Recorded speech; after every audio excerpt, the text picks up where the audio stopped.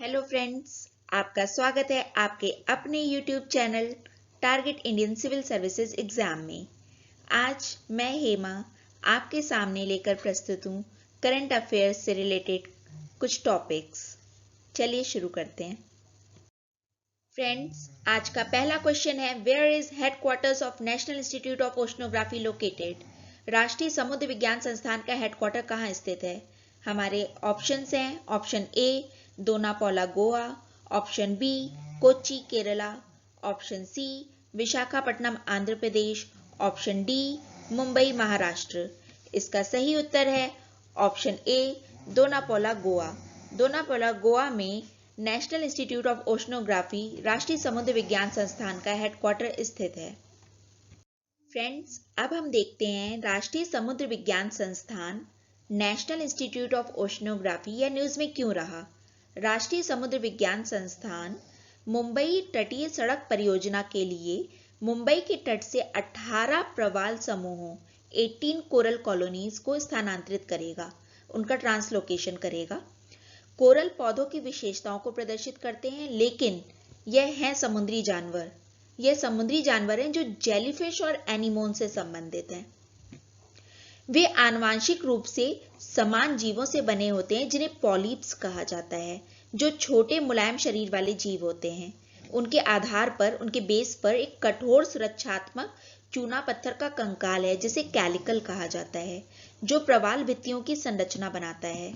इन polyps में सूक्ष्म शैवाल एल्गी होते हैं जिन्हें जॉक्साथेला कहा जाता है, जो उनके ऊतकों के भीतर रहते हैं। कोरल और शैवाल का आपसी सहजीवी संबंध है, दोनों एक दूसरे के लिए कार्य करते हैं। प्रवाल शैवाल के लिए कार्य करता है तो शैवाल प्रवाल के लिए कार्य करता है। कोरल और एल्गी का आपसी सहजीवी संबंध है। Translocation of 18 coral colonies from the coast of Mumbai, it has been decided by National Institute of Oceanography. Corals are marine animals but shows characteristics like plant. In actual, the organism is polyp which secretes limestone. Limestone gets attached to other dead polyp skeleton, forming a hard structure called calicle. Zooxanthellae and algae maintain symbiotic relationship with polyps living together in this calicle. Coral and algae ये एक दूसरे के सहजीवी हैं। प्रवाल और शैवाल एक दूसरे के सहजीवी हैं। प्रवाल या कोरल प्रकाश संश्लेषण के लिए आवश्यक यौगिक नेसेसरी कंपाउंड्स जॉक्साथेला को प्रदान करता है। बदले में जॉक्साथेला कार्बोहाइड्रेट की तरह प्रकाश संश्लेषण के जैविक उत्पादों के साथ प्रवाल की आपूर्ति करता है, जो उनके कैल्शियम कार्बोनेट कंकाल के संश्लेषण के लिए प्रवाल पॉलिप्स द्वारा उपयोग किया जाता है। कोरल के अद्वितीय और सुंदर रंगों के लिए भी ये जॉक्साथेला जिम्मेदार है। पॉलिप्स प्रकाश संश्लेषण के लिए जॉक्साथेला को आवश्यक यौगिक प्रदान करते हैं और बदले में जॉक्साथेला पॉलिप्स को प्रकाश संश्लेषण के लिए उप उत्पाद प्रदान करते हैं। जॉक्साथेला एक शैवाल है, एक एल्गी है। यह कैलिकल को सुंदर रंग देता है जिन्हें हम कोरल्स कहते हैं। वस्तुतः रीफ रेत या पत्थर से बने पानी के नीचे एक ढेर है। यहाँ इसका निर्माण कोरल द्वारा किया गया है, जिसे कोरल रीफ कहा जाता है।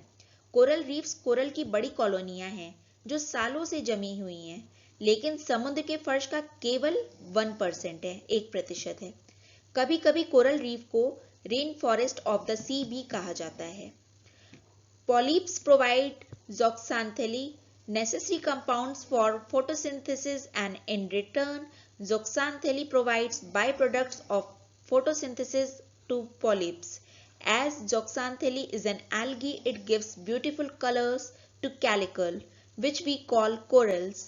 Literally, reef is a heap of sand or stone formed underwater. Here it is formed by corals, thus called coral reef. Coral reefs are large colonies of corals amassed by years but covers only 1% of ocean floor. Sometimes coral reef is also referred as rainforest of the sea. Friends, आज का दूसरा question है, Shivalik elephant reserve कहाँ स्थित है? Where is Shivalik elephant reserve located? आपके सामने options हैं। Option A Jammu and Kashmir, option B Himachal Pradesh, option C Uttarakhand, option D Assam. इसका सही उत्तर है option C Uttarakhand. Uttarakhand option C इसका सही उत्तर है। शिवालिक एलिफेंट रिजर्व उत्तराखंड में स्थित है। यह शिवालिक एलिफेंट रिजर्व यह न्यूज में क्यों रहा? पर्यावरण, वन और जलवायु परिवर्तन मंत्रालय, ministry of environment, forest and climate change ने उत्तराखंड सरकार से देहरादून के जौली ग्रांट हवाई अड्डे के विस्तार के लिए उपयुक्त भूमि की खोज करते हुए शिवालिक हाथी रिजर्व के संवेदनशील क्षेत्रों से बचने पर विचार करने के लिए कहा है। इस कारण से यह न्यूज में रहा। उत्तराखंड सरकार देहरादून के जौली ग्रांट एयरपोर्ट का विस्तार कर रही है। इस संबंध में MOEFCC, ministry of environment, forest and climate change ने शिवालिक हाथी रिजर्व के संवेदनशील क्षेत्रों से बचने का सुझाव दिया है। रिजर्व राजाजी नेशनल पार्क के 10 किलोमीटर के दायरे में स्थित है। प्रोजेक्ट एलिफेंट 1992 ने 2002 में इस रिजर्व को, शिवालिक हाथी रिजर्व को अधिसूचित किया। इस क्षेत्र में पड़े कंसोरा बड़कोट हाथी कॉरिडोर में हाथी का सबसे अधिक घनत्व है। Uttarakhand government is expanding Jolly grant airport Dehradun. In this regard, Ministry of Environment, Forest and Climate Change has suggested to avoid sensitive areas of Shivalik Elephant Reserve. Reserve lies in 10 km radius of Rajaji National Park. Project Elephant 1992 notified this reserve in 2002. Kansora Barkot Elephant Corridor lying in this area has one of the highest densities of elephant. Elephant census 2017 के अनुसार कर्नाटक में सबसे अधिक elephant की आबादी है।